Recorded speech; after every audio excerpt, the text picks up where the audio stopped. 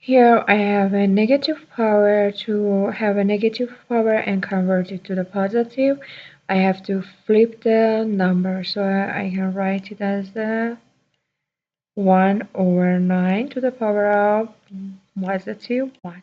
So I convert the negative power to the positive power. I try to write the number as a prime base, so I write 1/3 to the power of 2. How about here? Same here, so I write it as a 1/3 to the power of 2. And here I have 4 to the power of negative 2. Again, as I said, to convert this negative power to the positive, I try to flip the number. So I say 1/flip, and it becomes 4 to the power of positive 2. I write it as a prime base, so 4 becomes 2 to the power of 2, 2 to the power of 2, then to the power of 2.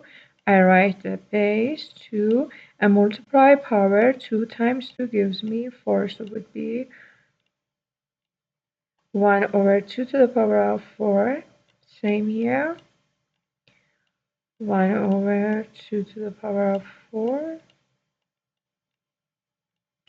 Again, convert the negative power to the positive, so it becomes 3 to the power of 4. And here, as we know, 3 is a prime number. I can change it. Same. I can do anything here. And here, 15 to the power of 0 gives me 1.